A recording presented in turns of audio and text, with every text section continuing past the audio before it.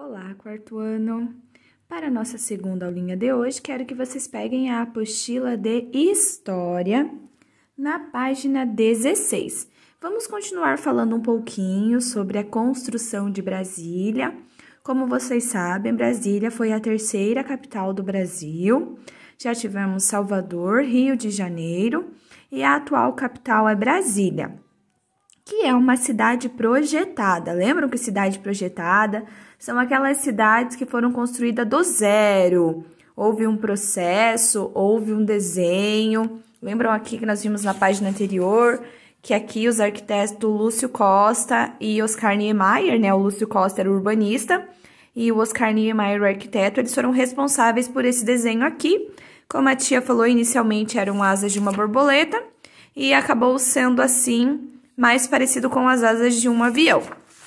Mas as cidades projetadas são aquelas cidades que foram planejadas do zero, diferentemente das cidades espontâneas, que são aquelas que vão sendo construídas com o passar do tempo, de acordo com as necessidades dos seres humanos.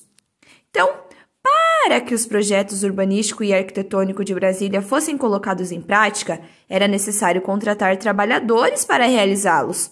Contudo, como o local escolhido para a construção da nova capital era afastado e pouco habitado, foi preciso trazer pessoas de outras regiões para trabalhar nessas obras.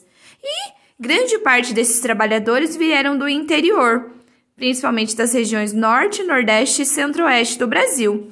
E eles migravam, eles iam trabalhar na construção de Brasília para buscar uma melhor condição de vida.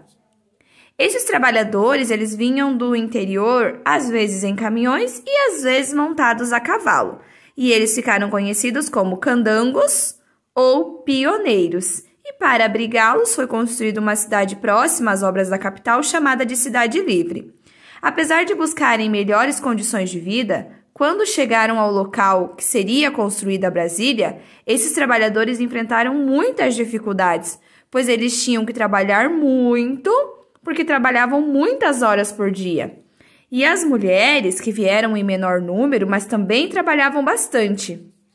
Elas eram lavadeiras, cozinheiras, costureiras, enfermeiras, confeiteiras e professoras, todas essenciais para o projeto da nova capital. Então, aqui tem Brasília, o operário descendo pela escada provisória na construção da cúpula do Senado. Essa fotografia aqui foi tirada em 1959. Nessa foto de 1959, operários aparecem trabalhando na cúpula do Senado, na construção projetada por Oscar Niemeyer. E tem também aqui uns operários que trabalhavam na construção de Brasília, comemorando a inauguração da cidade. Então, Brasília foi inaugurada em 1960. Se ela foi inaugurada em 1960, significa que ela já tem 60 anos, certo? De 60 até 2040 anos, para 2020, 60 anos. Então, agora vamos resolver os exercícios. Leia este trecho de um depoimento do trabalhador Eronildes Queiroz, que se deslocou para Brasília. Aí vi num caminhão mais um primo meu. Aí disse que estava arrastando um dinheiro com rodo aqui.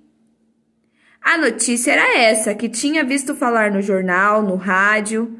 Aí a gente pegava aquelas notícias lá e eu fiquei doido para vir para Brasília para ganhar dinheiro. Letra A. Como Eronildes Queiroz chegou a Brasília? Ele se deslocou sozinho para a cidade?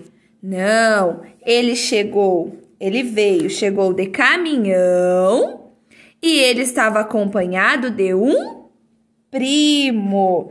Então, vocês vão responder que Queiroz se deslocou em um caminhão e estava acompanhado por um primo. Próximo. O que significa a expressão arrastar dinheiro com rodo? O que será? Quando a gente puxa água com o rodo, significa que vem muita água. E arrastar dinheiro com o rodo, tá aqui, essa expressão está sendo usada, que significa ganhar muito dinheiro. Por meio de qual meio de comunicação Queiroz soube da informação sobre Brasília? Por meio de um jornal. Ele diz aqui, ó, visto falar no jornal. Então, por meio de um jornal.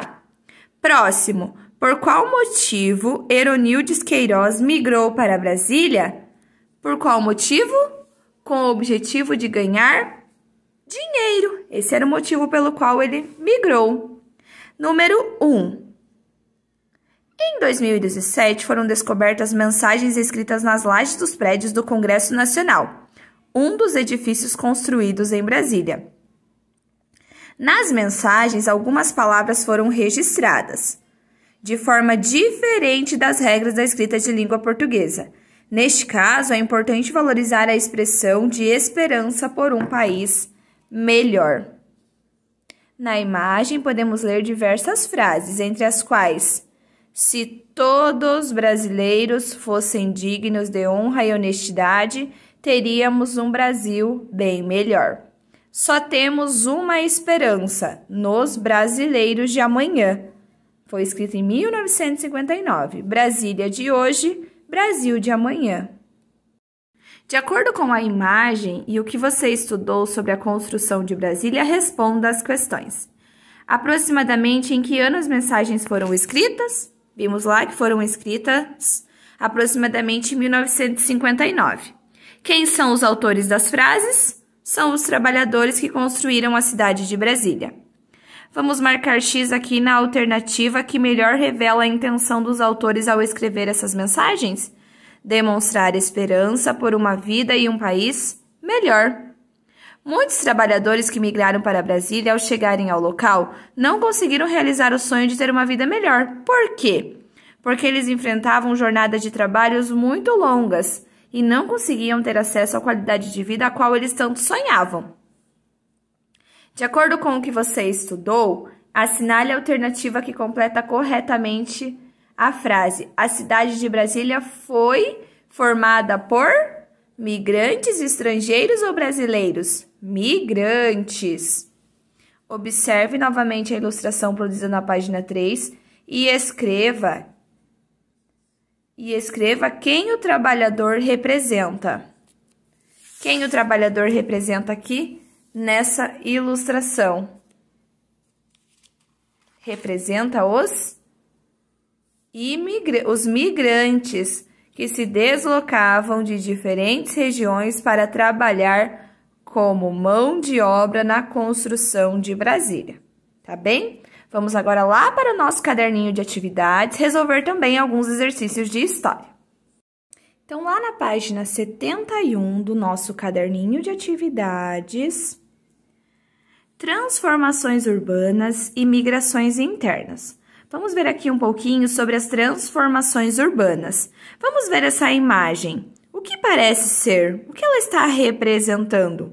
Uma usina hidrelétrica. Muito bem, podemos ver aqui onde abrem as comportas. Temos aqui também umas estações. Então, aqui, ó, temos aqui o lago, onde é o reservatório de água. Então, aqui tem a representação de uma usina hidrelétrica. E também aqui do lado, nós podemos ver que está representada uma iluminação pública das ruas e também umas estradas. Então, lá na letra A, escrever o nome dos elementos que fazem parte dessa infraestrutura. Uma usina hidrelétrica, iluminação pública e também algumas ruas. Há cerca de 150 anos não existia energia elétrica no Brasil. Contudo, havia outros elementos urbanos. Leia atentamente a ilustração e escreva o nome de um elemento de infraestrutura que podia fazer parte de uma cidade do passado. As ruas. No passado, nas cidades sem energia elétrica, como funcionava a iluminação pública? Lembra que eles usavam aqueles lampiões a gás? Então, naquela época, a iluminação era feita com lamparinas a óleo ou então a... Estudamos que as primeiras usinas hidrelétricas surgiram há mais de 100 anos, com a usina de Marmelos. Agora imagine essa situação relacionada à energia elétrica. Uma fábrica de tecidos aumentou sua produção por causa da energia elétrica e está contratando novos trabalhadores. Alguns imigrantes que procuravam por trabalho e melhores condições de vida ficaram sabendo dessa notícia. Assim, se deslocaram para a região onde se encontra a fábrica e começaram a trabalhar nesse local. Após realizar a leitura, numere a sequência das imagens de acordo com os acontecimentos apresentados no texto. Acontecimento que atraiu a atenção das pessoas, número 1. Inovação que permitiu o aumento da produção, número 2. E quem foi atraído por essas mudanças. Então, vamos completar lá. Fábrica de tecidos, número 1, que foi o acontecimento que atraiu a atenção das pessoas. Número 2, que permitiu o aumento, aqui, a inovação que permitiu o aumento da produção, que foi o quê? A energia elétrica. E por último, aqui os trabalhadores que estão se deslocando. Próximo. A usina hidrelétrica de Marmelos foi instalada no município de Juiz de Fora, Minas Gerais, e trouxe benefícios para a infraestrutura urbana do local. Que benefícios foi esse? Quais são os benefícios que as usinas hidrelétricas trouxeram? Iluminação pública. Próxima página, exercício 4. A respeito das usinas hidrelétricas, escreva uma das consequências desse tipo de modernização para o meio ambiente. Vamos lá, pode ser a construção de represas, pode causar o desmatamento, uma das consequências é o desmatamento, né? A alteração da vegetação nativa ou outros problemas também que podemos citar são as barragens que são feitas para esse acúmulo de água para os reservatórios, que também que são as represas, né, que danificam muito, além do meio ambiente, alterar a vegetação, ainda danificam ali o solo, que pode ficar mais instável. Além das cidades, os meios de transporte e a infraestrutura das estradas foram modernizadas. No diagrama, encontre palavras relacionadas a esse assunto. Então, vocês irão procurar e vão colocar lá na letra A: trem, rodovia, caminhão, ferrovia e também carro.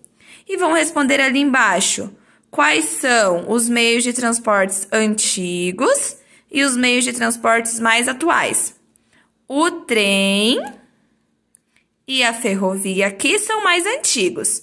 O caminhão, a rodovia e o carro são mais atuais. E por último, qual desses meios de transporte são utilizados atualmente? Todos eles são utilizados na atualidade. O trem, o caminhão e também o carro. Então, por hoje é só, meus amores. Um grande beijo e até a próxima aula.